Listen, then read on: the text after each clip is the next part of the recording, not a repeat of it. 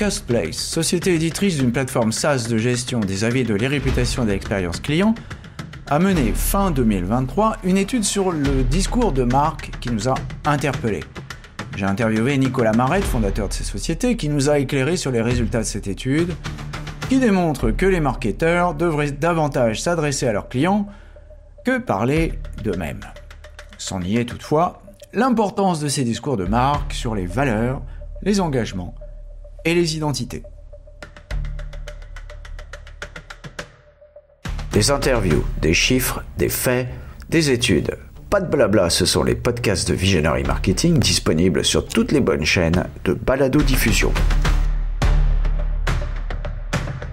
Bonjour et bienvenue dans les podcasts de Visionary Marketing. Le sujet du jour, le discours de marque n'intéresse qu'un tiers des consommateurs avec Nicolas Marette de Custplace qui nous dévoile les résultats d'une étude réalisée fin 2023.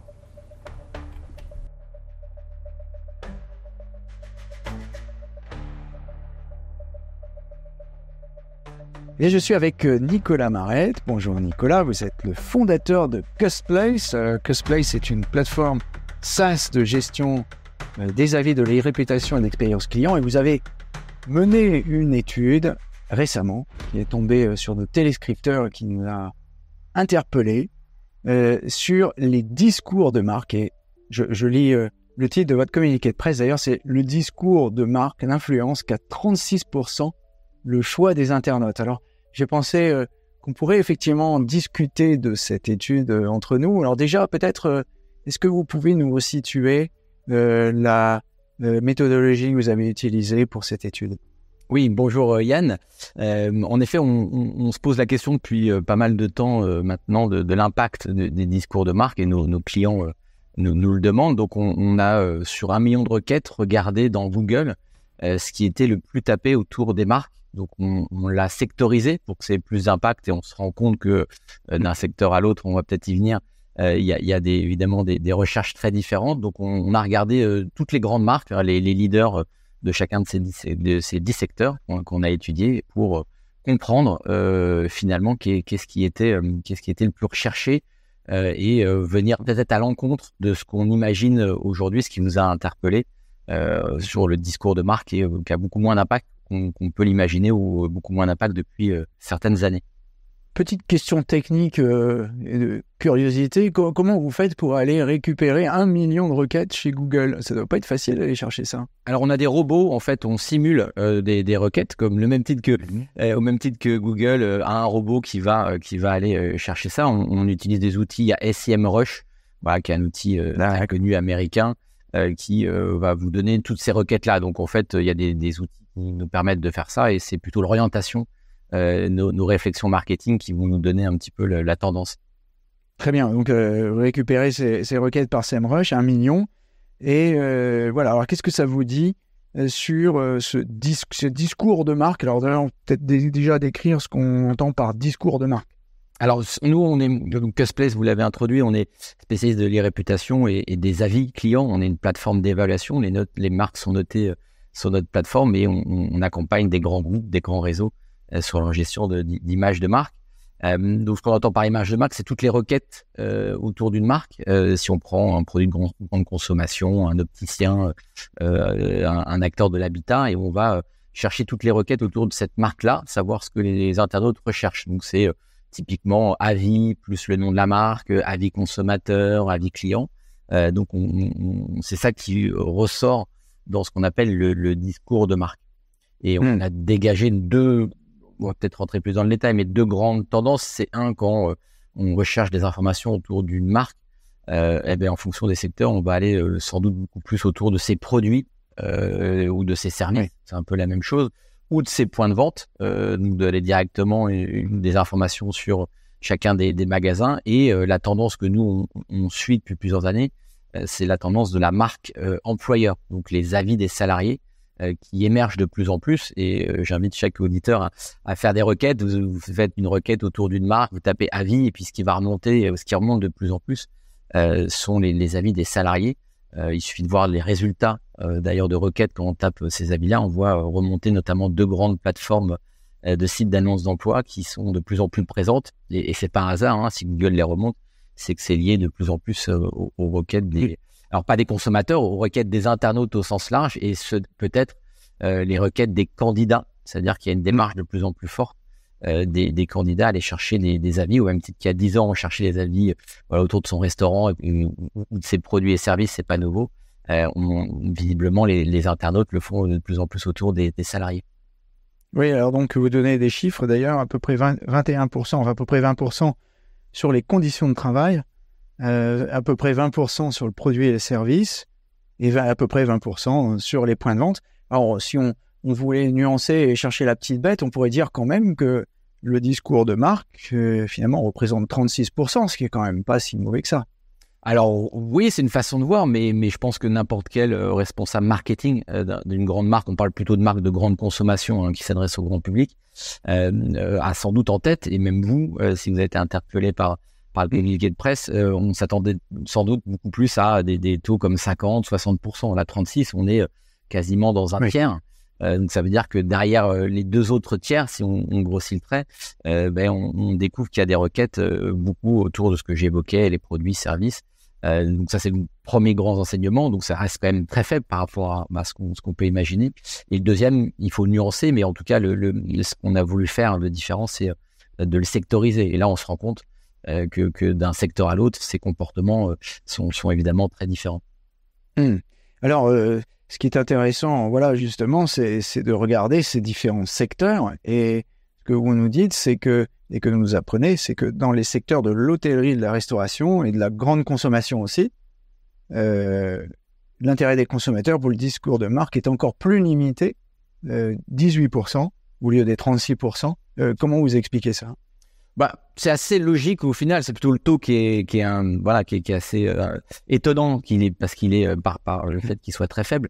Mais dans l'hôtellerie, dans ce qu'on a nous élargi au camping par exemple, on va chercher une adresse, on va chercher un lieu et plutôt par exemple un hôtel ou un camping, on va aller chercher le lieu où il se situe et de lire les avis finalement du camping, de l'hôtellerie, du gîte plutôt que le groupe qui est derrière, parce qu'on se doute bien que d'un endroit à un autre c'est assez différent. Donc là on met beaucoup plus en avant la vie point de vente, en tout cas la vie de l'hôtellerie, du camping et de la location. À l'inverse, sur la grande consommation, c'est un enseignement qui est assez intéressant, c'est qu'on va plus regarder les produits. J'achète du jambon, c'est plus la marque, oui j'ai un intérêt, mais est-ce que c'est du jambon sans nitrite, est-ce que c'est des lardons avec les conditions, voilà. Donc en fait on va s'attacher beaucoup plus aux produits pour citer ces deux exemples par rapport à une marque de grande consommation pourtant très connue ou des marques de grande consommation très connues. Et puis dans l'hôtellerie, on va aller chercher le lieu, l'accueil, finalement le personnel, l'environnement plutôt qu'un grand réseau ou qu'une grande marque nationale. Intéressant. Donc, du coup, finalement, cela veut dire que les entreprises qui ont un peu trop tendance à parler d'elles-mêmes, peut-être dépensent leur argent peut-être là où il ne faut pas. Alors exactement, en tout cas ça renvoie beaucoup d'interrogations. On gère l'irréputation de la marque, donc si on reprend ces deux exemples, je vais accorder beaucoup d'importance à la marque, au réseau national ou à mon produit de marque de grande consommation. Et au final, les consommateurs, les clients, eux, vont s'attacher beaucoup plus à des détails, à des produits, à des services, à des lieux. Et donc l'investissement que vous évoquez, peut-être que oui, il faut toujours avoir un discours de marque cohérent et homogène, mais il faudrait peut-être beaucoup plus s'atteler au sujet du point de vente, en tout cas du lieu ou du produit, et travailler sur ce qui est notre métier nous derrière, sont les avis produits, les avis magasins, ou ce qui est nouveau, ce qui reste encore assez nouveau, les avis salariés. Si on prend l'exemple de l'intérim ou du service à la personne, voilà, c'est carrément plus les avis des salariés, ce qui là aussi paraît étonnant au premier regard. Et puis si on creuse, si on prend le service à la personne, on va peut-être être aussi sensible aux avis certes des clients, mais aussi les avis des salariés, puisque quand on fait venir quelqu'un chez soi pour faire le ménage ou encore plus pour s'occuper de sa grand-mère, on va être finalement peut-être très soucieux de l'avis des salariés, ceux qui s'occupent de ma maison, de mes parents, plutôt que de la marque et du réseau en général. Alors à l'inverse, il y a les bons élèves du discours de marque, c'est l'enseignement supérieur, le prêt-à-porter. Oui, là on là aussi, c'est assez logique finalement. Prêt-à-porter, on parle moins de produits, hein. On va acheter une marque de chaussures, des pulls, enfin voilà, de l'habillement. Donc on est très attaché finalement à la marque, hein. On reste attaché à la marque au-delà de la spécificité du produit. Et puis l'école, voilà, les futurs candidats ou les parents qui accompagnent leurs enfants après le bac vont regarder finalement la notoriété de l'école plutôt que le campus qui normalement est censé être homogène et a peut-être moins d'aspérité.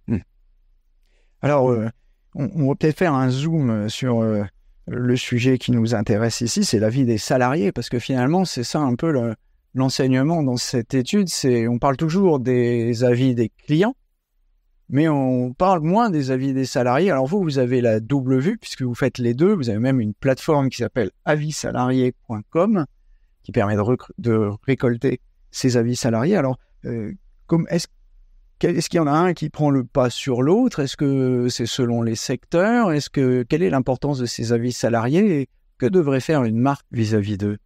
Alors d'abord, on a créé une plateforme qui va changer de nom, qui va s'appeler review.jobs, parce qu'on l'internationalise. On a déjà des grands groupes qui souhaitent développer ça à l'international, donc on change de nom pour l'internationaliser.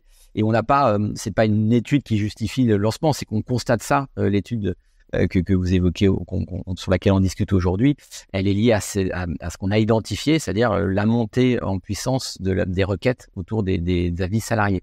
Donc il y a une vraie importance. Le premier point qu'on peut noter, c'est que même si on a un client qui fait une requête, qui recherche un discours de marque ou de produits et services, il va voir apparaître, ce que Google ne sait pas quand on tape avis n'importe quelle marque, il va voir certes des avis clients, mais il va aussi voir les avis des salariés. Donc ça, si vous voulez, la marque employeur finalement rejaillit sur la marque en elle-même. C'est-à-dire que si j'ai des très bons avis clients et que je me soucie absolument pas, ce qui est le cas de la grande majorité des marques aujourd'hui, on est fin 2023, les marques se soucient encore peu des avis de leurs salariés ou très peu et réalisent que la marque employeur a un levier. Mais au-delà de l'équipe des RH qui va être sensible à l'image qu'elle a pour recruter des nouveaux candidats, nous, ce qu'on constate, c'est que ça impacte globalement toute la marque parce que les deux sont visibles, sont côte à côte, si vous voulez. Donc ça, c'est vraiment le premier point très important. Et là aussi, j'invite tous les éditeurs à taper avis et le nom d'une marque et vous verrez, il y a des plateformes d'avis, des sites d'annonce d'emploi avec des avis salariés, malheureusement qui sont pas contrôlés, d'où le lancement de notre plateforme Review Job. Et après, effectivement, c'est à nuancer par rapport au secteur d'activité. Donc, vous notiez évidemment le prêt-à-porter. Bon, voilà, les avis des salariés. Alors évidemment, on a un accueil. Si c'est de l'e-commerce, la notion de salarié a quand même pas beaucoup d'impact. Et puis, si on va en boutique de prêt-à-porter, bon, voilà, on a un accueil, mais c'est beaucoup moins important. Ça l'est peut-être sur les écoles supérieures. On va être quand même peut-être sensible, même si c'est beaucoup le discours de marque aujourd'hui sur la qualité du corps enseignant. Donc, ça pourra avoir un impact dans les prochaines années. Et puis, si on prend l'exemple que je prenais à l'extrême, où on a beaucoup d'importance, les avis du secteur de l'intérim ou du service à la personne, où là, les deux s'imbriquent et on est aussi sensible quasiment aux deux effets, en tout cas aux deux catégories d'avis, clients et salariés. Tout ça semble donner raison à Vinit Nayar qui a écrit Employees First, Customers Second. Oui. Et finalement, on a les chiffres qui prouvent. Est-ce que dans ces avis également, on retrouve l'impact des engagements sociétaux, par exemple? Oui, alors je pense que ça les nuance. On peut pas dire que notre étude met en exergue ces aspects sociétaux, mais en tout cas, pour revenir sur les avis salariés, ça met en exergue le fait que, tiens, je vais peut-être un peu me soucier, là aussi à nuancer par rapport au secteur d'activité, mais je vais peut-être me soucier du bien-être des conditions de travail. Et si j'ai confiance en une marque, si j'ai une appétence dans une marque, c'est peut-être aussi moi en tant que consommateur être sensible au discours des salariés. Donc le côté RSE, on peut pas tirer de conclusion sur notre étude directement, mais le fait que très clairement les avis des salariés émergent même sur des secteurs qui sont peut-être moins impactés, l'automobile. Derrière, par exemple, on voit que par exemple dans l'immobilier, dans le secteur immobilier qu'on a étudié aussi, l'impact des avis salariés est assez significatif. Donc ça veut dire aussi, derrière un grand réseau, derrière un point de vente, en tout cas une agence, peut-être la personne qui va me conseiller a une importance, c'est que je suis sensible aux avis des salariés. Donc, le salarié montre un des aspects. Après, le côté pur RSE, on a des projets d'études, on pourra en reparler pour justement voir et mettre en avant si ça a un impact, autant qu'on le dise, qu'on annonce beaucoup que voilà, l'impact environnemental, sociétal d'une entreprise est important et on souhaite le mesurer dans les prochains mois. Bah oui, ça serait très intéressant. D'ailleurs, on a écrit un article sur ce sujet avec Forrester et effectivement, ça serait intéressant de pouvoir le mesurer. Alors, est-ce que vous conseillez aux entreprises finalement d'arrêter de parler d'elles-mêmes ? Alors arrêtez non. Déjà on n'a pas la prétention et le recul, mais peut-être de se poser les bonnes questions pour 2024 et les années à venir d'ailleurs. Est-ce que par rapport à mon secteur, ces impacts d'avis, donc produits ou services, lieu de vente, en tout cas point de vente en général et salariés vont avoir un impact. Donc arrêtez non, mais peut-être prendre du recul, se poser ces bonnes questions et puis tout simplement, faites les requêtes. Voilà, vous êtes directeur marketing ou directeur digital, tapez, regardez ces requêtes. Google le remonte très bien, c'est très simple, c'est Google Suggest. Vous savez, quand vous commencez à taper quelques lettres, il va vous suggérer le reste. Donc la suggestion, c'est ce que tapent finalement tous les internautes aujourd'hui. Et donc regardez les résultats et ça en dira déjà beaucoup pour votre réflexion et votre stratégie de marque pour les années à venir. Eh bien, merci Nicolas pour ces conseils et bonne continuation. Merci beaucoup. Surtout, n'oubliez pas de mettre une bonne note à ce podcast si vous l'avez apprécié.